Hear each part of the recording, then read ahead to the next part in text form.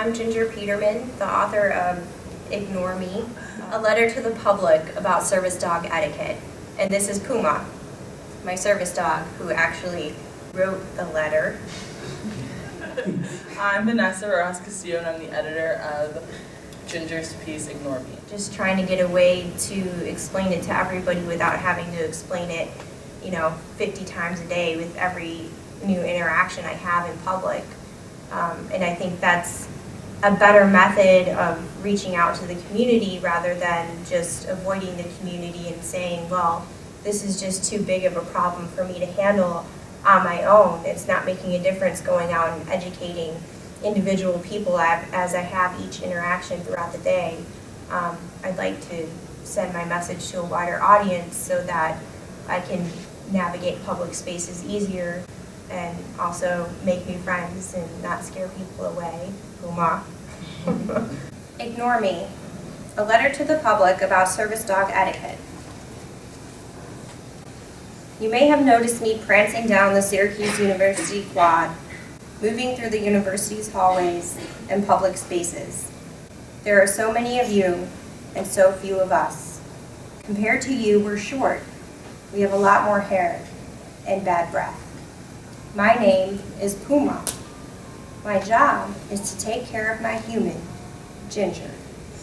We are an inseparable team. Please don't approach or stare at me. I can see you. My ancestors, the wolves, taught me that eye contact is a considerable threat. I can sense awkwardness in your foreign emotion, whether fear or infatuation. I must alert my handler that someone is attempting to invade our personal space. Woof, woof. Ginger, I don't feel safe right now. You must not feel safe either.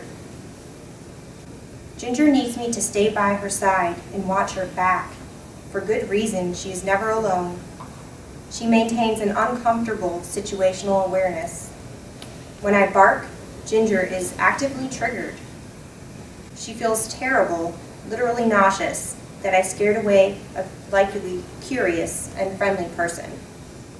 To maintain control of me in public is a difficult task for Ginger because public knowledge of service dog etiquette is lacking. To accomplish it, we are going to need to ask you a favor of you. Please share our story with members of your community to encourage growth of public spaces that are more welcoming to service animals and our handlers. Basic rules of etiquette. Number 1, ignore me. Don't stare at me. You are a stranger. Number 2, keep your distance. Number 3, approach my handler, the one I'm tethered to with a leather lead wrapped around her torso. Number 4, I'm not a pet, nor am I your pet. Please don't even ask to pet me. When you meet someone's pet, these rules do not apply. In fact, these behaviors may be welcomed or even encouraged in American pet culture. However, these same behaviors create a major disturbance for a service dog team, sometimes prohibiting us from performing our invisible tasks together. When I am unable to perform, I get corrected by a very activated version of Ginger. I feel ashamed for misbehaving, and it's not my fault that my attention was taken by you in ignorance. I have one job: to be attentively focused by staying attached to Ginger within a 3-foot radius every second of every day for my entire life, to help Ginger achieve her local and global maximums of capability. You see, service dogs are never separated from our handlers. Not in a restaurant, not in a plane, not in a hotel.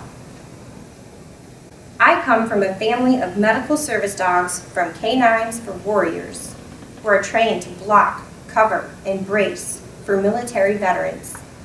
In reality, though, I do so much more than perform these simple tasks. I enable Ginger to get out of bed every morning by waking her with my ritualistic, slobbery kisses. I empower her to traverse the Syracuse University campus and sit in her own backyard without her getting the desire to run back inside and lock herself in. For people like my Ginger who suffer non-obvious disabilities like epilepsy or post-traumatic stress as a result of military sexual trauma, MST, a service dog's purpose may be misunderstood or even worse, questioned. Let me ask you something. Would you be willing to explain your personal and medical history to each person you walk past without first engaging in a proper introduction? With your assistance, we can encourage post-traumatic growth away from the disorder. By knowing our rules of service dog etiquette before we approach Ginger with a handshake in the Syracuse Orange community, where she is a doctoral candidate pursuing multidisciplinary development of Solo, a medical device to aid veterans with PTSD. Respectfully, Puma. And Ginger, the human.